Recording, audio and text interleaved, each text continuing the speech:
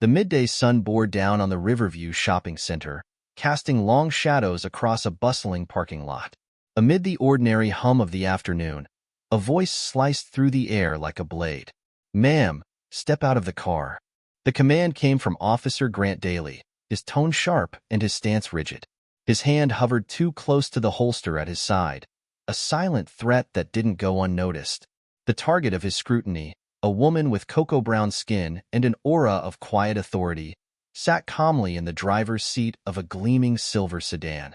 Her name was Elise Carter, and though she appeared unassuming, she was a civil rights attorney with a reputation for dismantling systemic abuse piece by piece.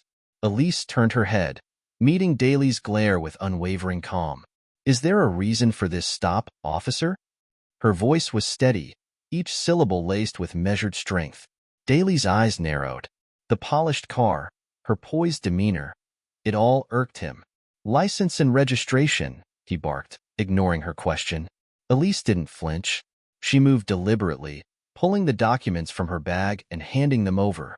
The tension in her hands was the only giveaway of her simmering frustration. This wasn't her first encounter like this, but today, the stakes felt different. She had prepared for this moment. Daly scanned the license. The name meant nothing to him, and his suspicion deepened. "What's your destination, Miss Carter?" His tone was condescending, every word a thinly veiled accusation. "Home. After a long day's work," Elise replied, her voice cool and controlled. Daly smirked, his disdain obvious. "Work? In a car like this? What do you do, exactly?" "I'm an attorney." The simplicity of her answer was a challenge in itself. Daly chuckled darkly. "An attorney," he repeated, unconvinced. "What firm?" "You'll find out soon enough," Elise said, her lips curling into a faint, knowing smile. His pride pricked.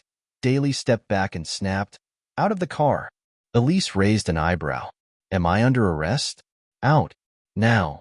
His voice grew louder, agitation bleeding through as a few bystanders began to notice.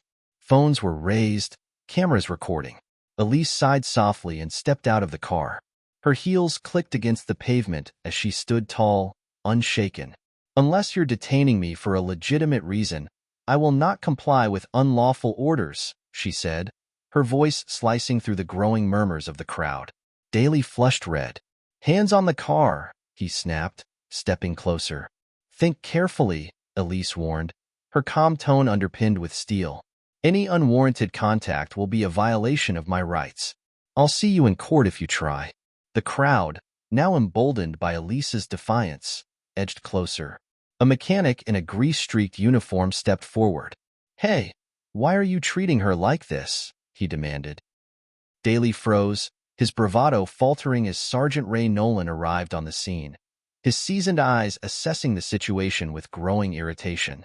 "Grant," Nolan said evenly, "do you realize who she is?" Daly hesitated, the crowd's silent judgment pressing down on him. "She's putting on a show," he muttered, trying to salvage his pride. "No," Nolan replied, his voice hardening. "You are. And you've just dragged this department into a mess." Elise stepped forward, her gaze locking onto Daly's. "Officer Daly," she began, her voice loud enough for the onlookers to hear. "You've attempted to intimidate me, abuse your power, and escalate without cause. You've proven why accountability is necessary." The crowd erupted in applause. Daly looked around, his confidence crumbling. "Miss Carter," Nolan interjected, his tone conciliatory, "we'll review this incident thoroughly." "Review?" Elise's eyes narrowed. "That's not enough. I'll be filing a formal complaint, and this department will face an investigation." Within hours, footage of the incident spread across social media. Elise's defiance sparked outrage and support in equal measure. By the next day, Daly was suspended, his reputation in shambles.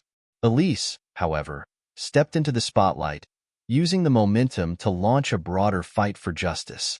In the weeks that followed, Elise led the charge against systemic abuses, transforming a single encounter into a rallying cry for reform.